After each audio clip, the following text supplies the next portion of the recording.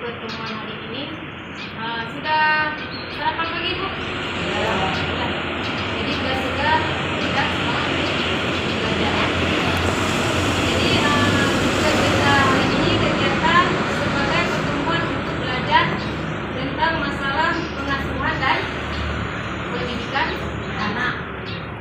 Jadi ini Bu sudah berkeluarga semua ya? Sudah. Ada yang mau pilih dari orang tuanya? Maksudnya orang tua yang nggak hadir, anaknya juga.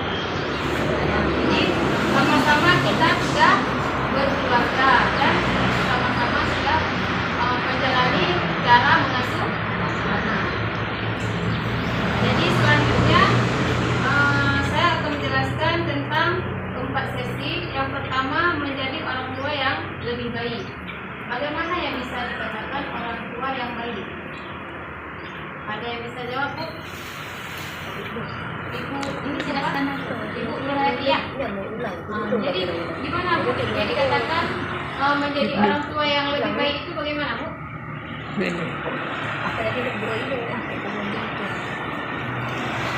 Kamu yang dikatakan ibu yang baik itu adalah tanpa menggunakan cara kekerasan. Selanjutnya memahami perilaku anak, dan selanjutnya memahami cara anak usia ini yang sudah dijelaskan. Selanjutnya membantu anak sukses di sekolah. Jadi untuk hari ini saya akan ajukan pertanyaan kepada 3 sampai 4 orang kepada Ibu ini siapa namanya? Ainul Mardian. Kepada Ibu, bagaimana kenapa kita harus menjadi orang tua yang baik? Menurut Ibu gimana? Kenapa kita harus menjadi orang tua yang baik?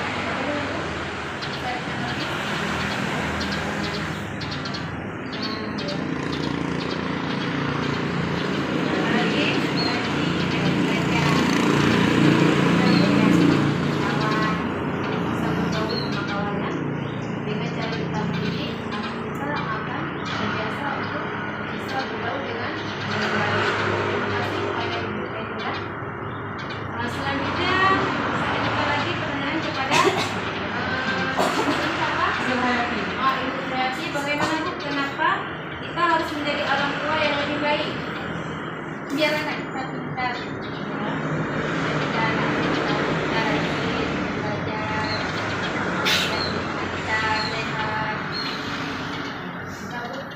Terima kasih kepada Ibu Nurhati yang telah mengutarakan isi hatinya. Selanjutnya satu lagi kepada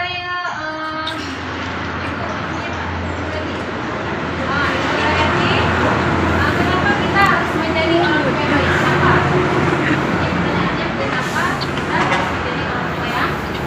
baik?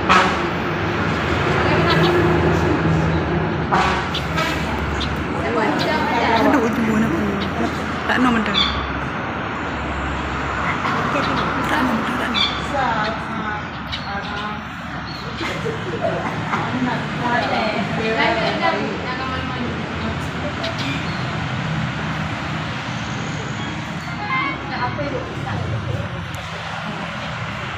Terima kasih kepada Ibu Nurhati yang telah mengutarakan isi hatinya ataupun kesehariannya dalam mengasuh anak. Jadi kesimpulannya, kita akan belajar bersama bagaimana menjadi orang tua yang lebih baik lagi, karena orang tua akan bisa membesarkan anak yang hebat. Bagaimana yang bisa dikatakan anak yang hebat? Ya, anak berani, anak yang pintar, lagi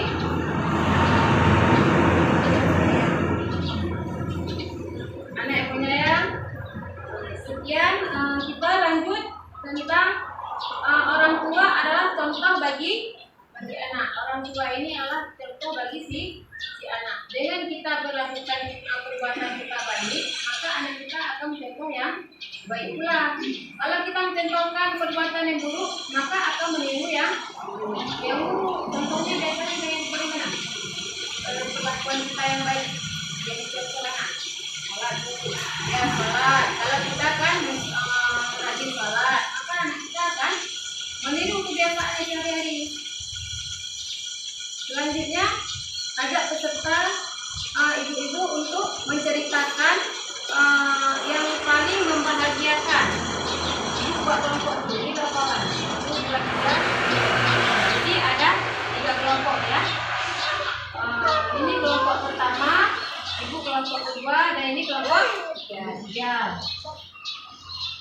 Jadi ibu, ini ibu bukannya. Jadi Bapak Ibu ceritakan dua hal yang paling membahagiakan dalam mengasuh anak. Contohnya kan dalam mengasuh anak, contoh yang membahagiakan itu. Contoh yang membahagiakan itu ada bu? Ada. Jadi yang cerita selalu nggak ada yang membahagiakan. Ada. Jadi contoh yang membahagiakan itu bagaimana bu? Misalkan anak kita kan berbuat baik, misalkan orang tua ya, biasanya bagaimana? Saya anak-anak prestasi juga hal yang membahagiakan orang tua.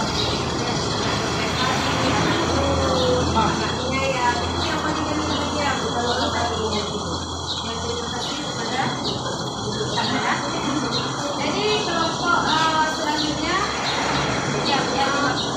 jadi kelompok selanjutnya ibu ceritakan yang paling menyulitkan dirasakan oleh orang tua. Yang paling menyulitkan tadi kan yang paling membahagiakan, sekarang yang paling menyulitkan dalam mengasuh anak. Anak pemalas. Hari dulu waktu ajaran kita ya. Ya waktu sekolah itu pagi-paginya bayangan dibangun ya. Gimana solusinya begitu yang ada pemalas itu? Jadi kan terima kasih juga kepada yang sudah menjawab.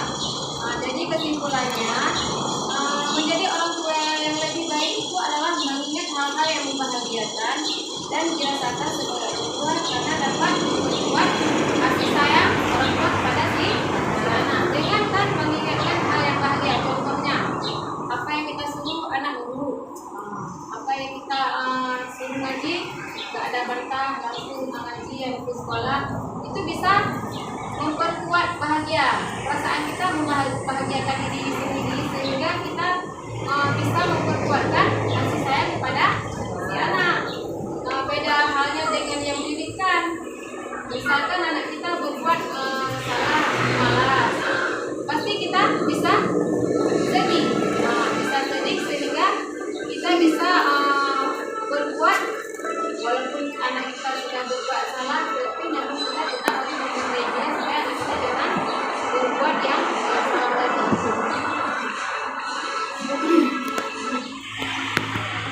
Jadi minta agak selalu mengingatkan hal yang menyenangkan dirasakan sebagai orang tua. Jadi ini kan silakan ibu kita bermain terbalik. Makna main terbalik bukannya kita yang balik-balik ya. Cuman ini silakan ibu berdiri dulu. Jadi ibu berdiri dulu. Coba ibu berdiri ibu. Semua. Nenek kalau nggak sanggup berdiri dulu aja nek. Sanggup nek.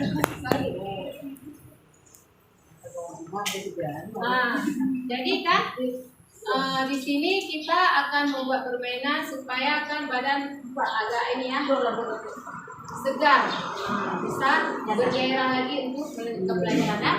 Jadi ibu lihat dulu apa yang saya peragakan, nanti ibu akan terbiasa ya gerakannya. Dimulai bu ya, kepala, pundak, lutut, kaki, kepala, pundak, lutut, kaki, kepala, pundak, lutut, kaki. Jadi bukan ini kan, ini saya percepat ya. Nanti ibu lihat gerakannya, bagaimana? Apa sesuai nggak yang baru ya? Kepala, pundak, lutut, kaki, kepala, pundak, lutut, kaki, kepala, pundak, lutut, kaki, kepala, pundak, lutut, kaki. Masa kamu lagi sini? Iya. Yang kamu silakan dibuat ibu. Jadi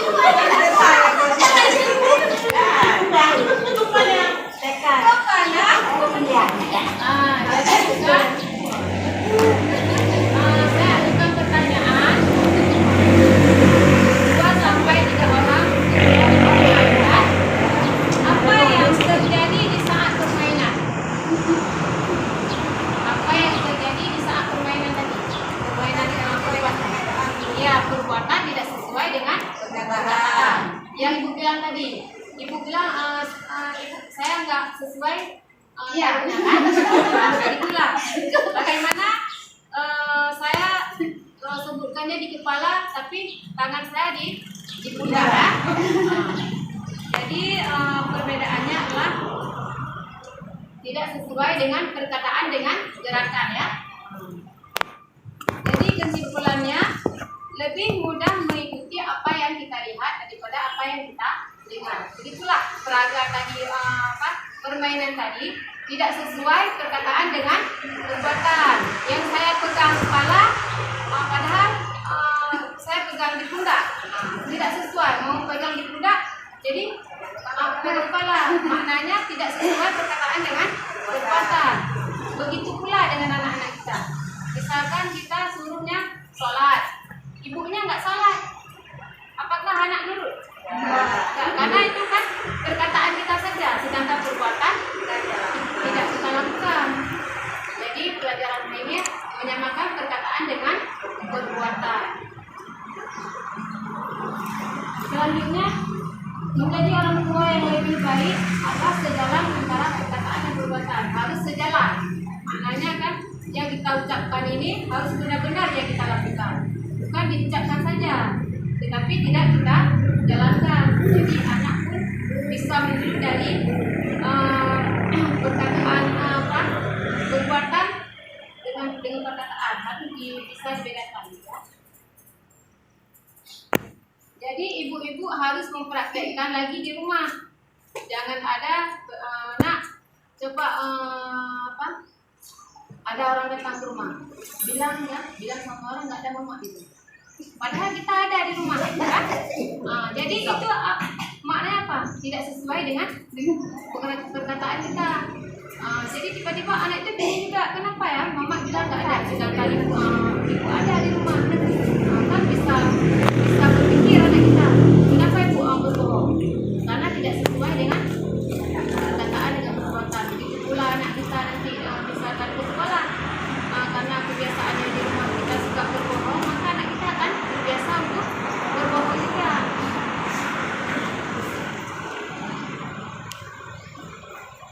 Mungkin sampai di sini ada pertanyaan ibu atau sudah mengerti? Ini kan hal pekerjaan yang kita lakukan sehari-hari. Itu kerjaan sehari-hari di rumah. Iya, maksudnya bukan pelajaran hari ini, kan pelajaran yang kita jalani sehari-hari di rumah, kan? Mengasuh anak, mendidik ya. Di sini ada penjelasan sedikit lagi.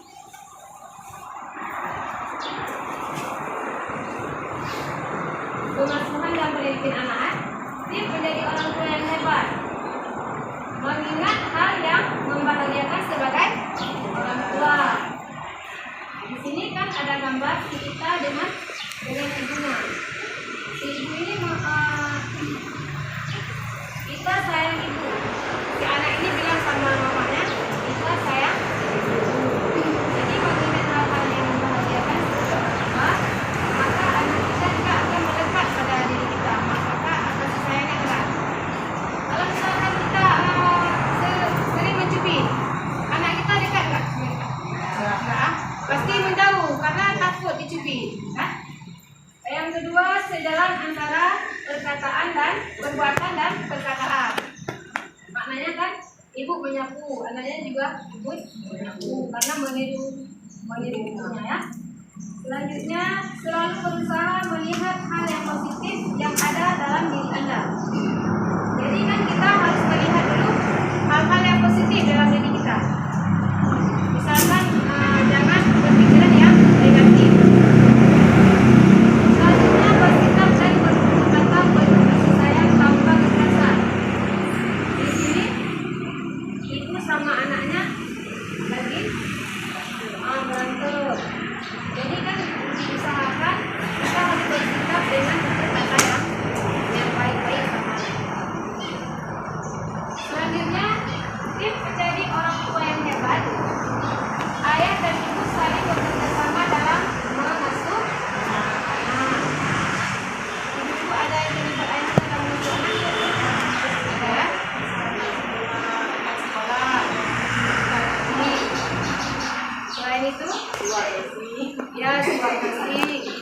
mendekatkan anak dengan si ayah. Apalagi Bu? Ada lagi? Bermain, misalkan ibunya lagi memasak, ayahnya membantu anaknya, membantu ibunya untuk main anaknya. Selanjutnya ayah dan ibu saling berdiskusi dan memutuskan bersama hal terkait kehidupan anak. Jadi segala sesuatu tentang anak, ayah dan ibu harus berdiskusi dulu. Misalkan anaknya mau di atas sekolah mana misalnya. Misalnya ayahnya maunya di sekolah A, ibunya mau di sekolah B. Jadi harus diskusi dulu apa kesimpulan yang terbaik. Selanjutnya ayah dan ibu menghindari perbedaan pendapat dan pertentangan di hadapan anak. Jadi jangan sekali-kali kita bertengkar ataupun dengan cara kebesaran di depan anak. Itu ada yang bertengkar di depan anak? Ada. Di belakang anak ada? Ada sekali. Jadi kan diusahakan jangan bertengkar di hadapan anak. Karena misalkan anak kita melihat orang tuanya bertengkar, maka akan ya sedih, gangguan mental anak. Ketika ke sekolah, anaknya akan berperilaku yang tidak baik karena melihat orang tuanya yang bertengkar. Mungkin pendapat dia hal yang wajar untuk melakukan hal yang tidak baik karena orang tuanya aja di rumah sudah